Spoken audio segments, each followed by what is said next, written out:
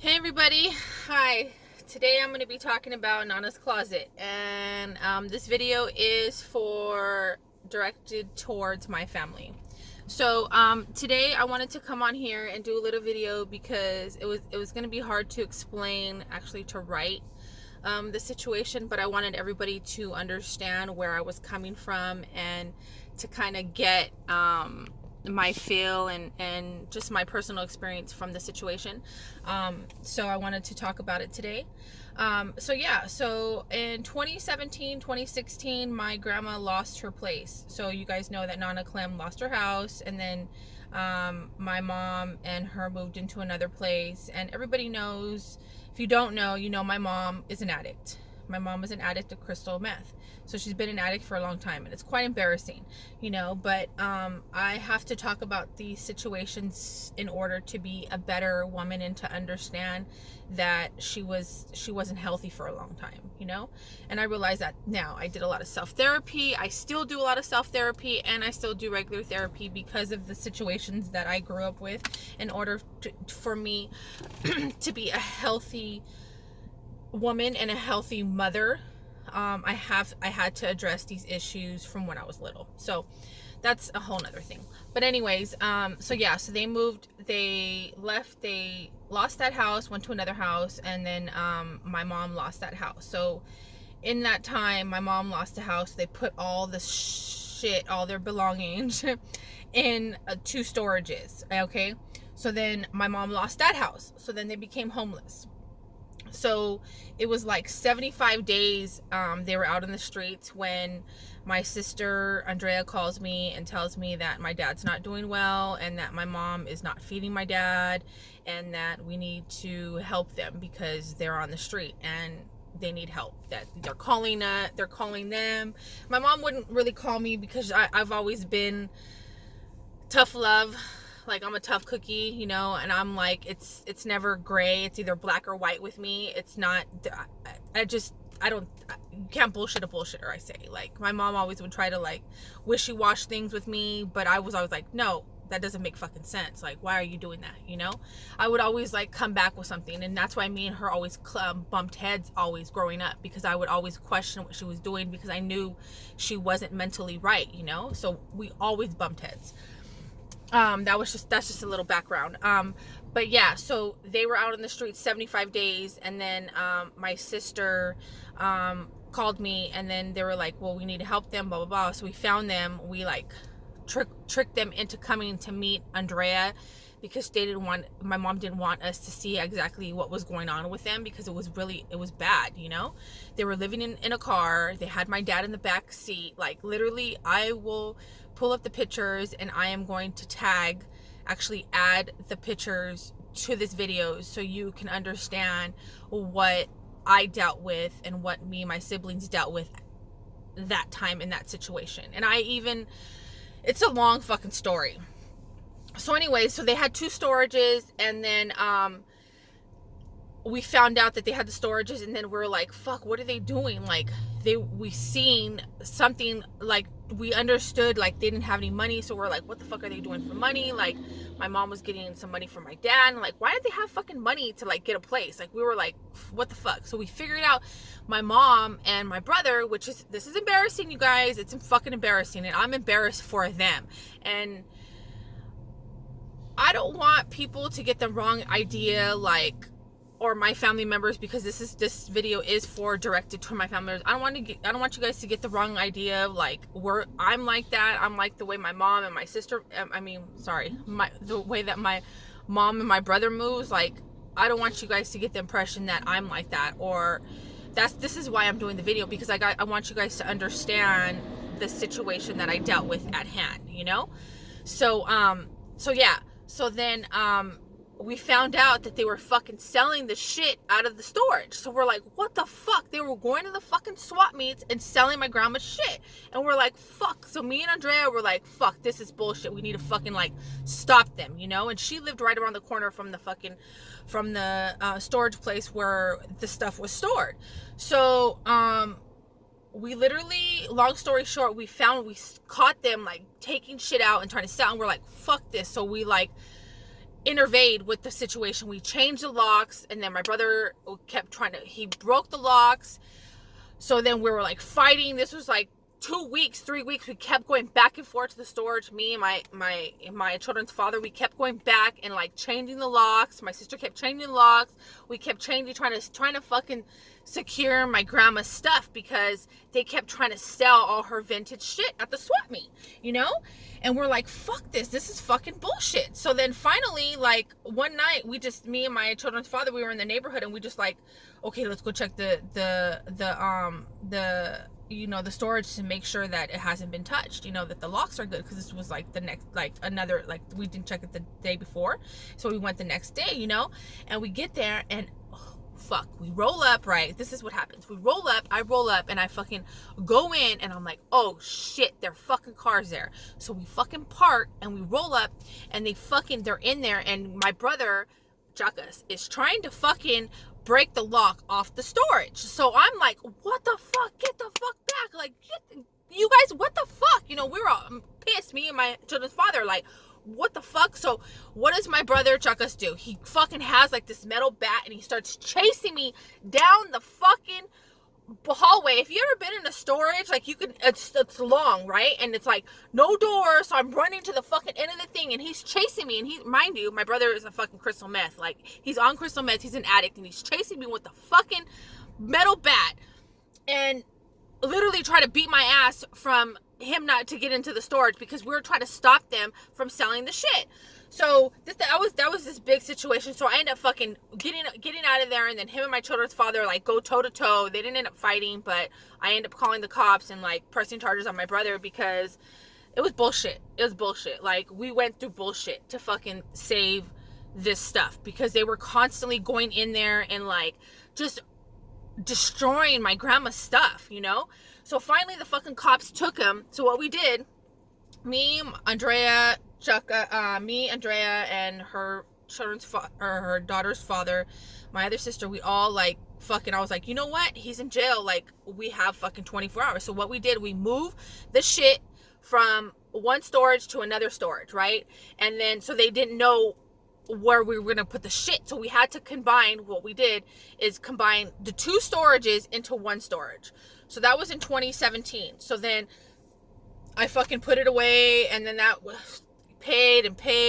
And at that time, when all this shit when we were in the process of like moving the stuff, like when my brother went to jail that night, I was like, fuck, we need to get the storages. And then, so the next day I went, and I was like, this is a situation, I need the cameras pulled, whatever. If the cops came, whatever, they did all that. I had to end up paying, like, it was like $800, $773 or something like that. I still have the paperwork, for the storage, because my mom had two storages and she was behind on both of them. And in order for me to save them, like to combine them to one, we had to get one big one and combine them to one. I had to pay that money because she was so behind. So then I went to my aunt, I went to my Nino, I went to my sisters, I went to everybody and asked everybody, hey, can you guys help out? Like, I was just kind of like, I don't know, it just comes natural to me to kind of take control, I guess, of the situation, and kind of like say, because at the time, like, I was in the process of moving out of my place into my mother-in-law's place, because I had a gas leak. And this was in 2016, 2017. Like, I was going through a lot of shit at that time. So I had a little bit of money saved, so I was like, fuck, like, if nobody can pay for it, like, I'll pay for it, like, I fucking forked up the money by myself. I asked everybody before, I forked up the money, and I paid for the storage. And so then I had to pay that plus to get another storage. So I dropped almost $1,000 for that whole little process, and nobody had any money, which I understood that, so then I moved the stuff, and I kept paying for it. 3 years I kept fucking paying for it. And then finally I was like, you know what? I'm fucking done.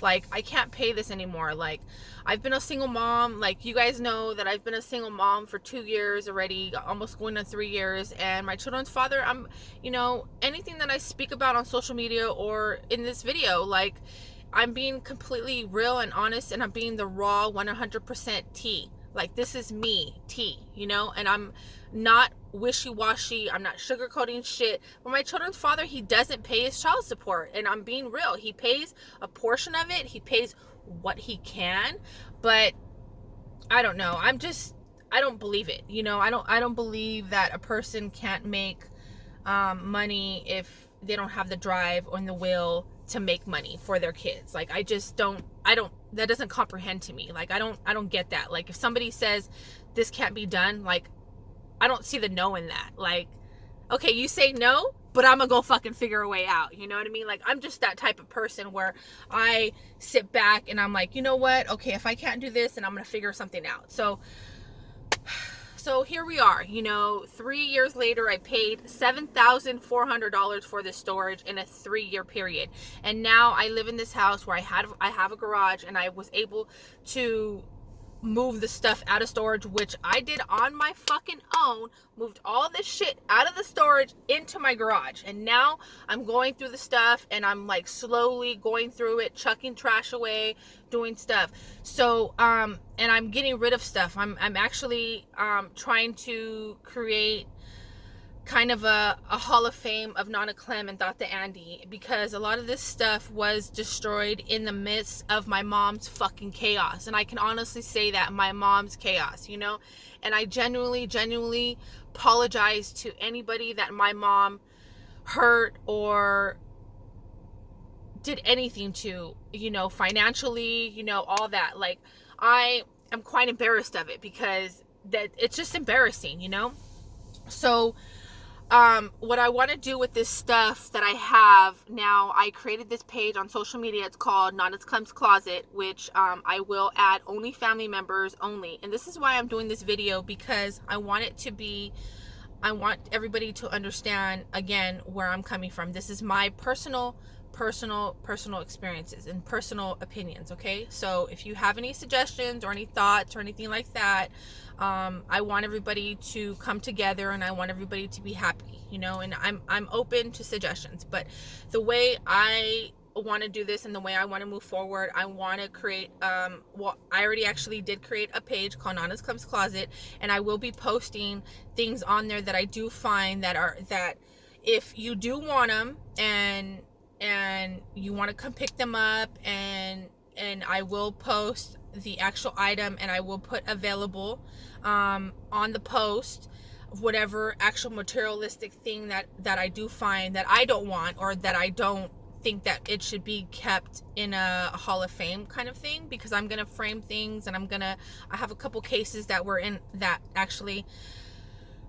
her house for a long time. A lot of old vintage furniture, you know, projectors, things like that. Like, I would actually throw a barbecue and throw a backyard movie night, and we would actually open Nana's projector open, and I want to do things like that so we can enjoy the things that she had, you know, as a family. And my grandma, knowing Nana Clem, you guys, if you knew Nana Clem loved to have people at her house. She loved to host. She loved to cook. I miss that lady so much, you know. She was my only grandma. She was the only grandma I've ever known, you know. So in honor of her, I am thinking of the way that she taught me how to think, you know, because she taught me how to work hard. She taught me how to take care of my things. She taught me to love, and she taught me to be a good woman, you know. So all these things I am taking into consideration. I'm sorry, but I get emotional when I think about her, because I love her so much, you know. My grandma, I love her. She's such a beautiful woman. So yeah, I will be posting things on the page, and I will post available, and then whoever wants it obviously will comment first and say I want it, and then I will first come first serve. So if you see something on the page that you want, please comment and say I want, or, you know, make it known that you want it. And then if things that I'm gonna actually keep in the vault, I'm gonna label vault, because then if people want to come enjoy the pictures or just memorabilia things that I find, if they want to come take pictures with them, or anything that they want to do that requires them to have these things, then, you know, I'm open for options. I just want everybody to be happy, and I want everybody to enjoy the historical memorabilia items that I do find in Nana Clem's closet, you know. Again, I just want everybody to understand my personal experiences, and I hope that any of these items that we do find together in this journey bring you a little bit of happiness and a little bit of peace from my Nana Clem and Tata Andy. And again, I want to thank you guys so much for watching. If you guys can please subscribe down below and just hit the subscribe button. I'm going to be making more videos and talking more about my life, because a lot of people are like, dude, you need to talk about things. Like, you have a voice, you're beautiful. So I'm open for suggestions, and I wanted to again tell everybody in my family that I love you guys, and I hope everybody's doing well. And in this COVID situation, you know, just stay strong and try to stay close together. Just keep loving and loving and loving each other, because at the end of the day, love will overpower everything.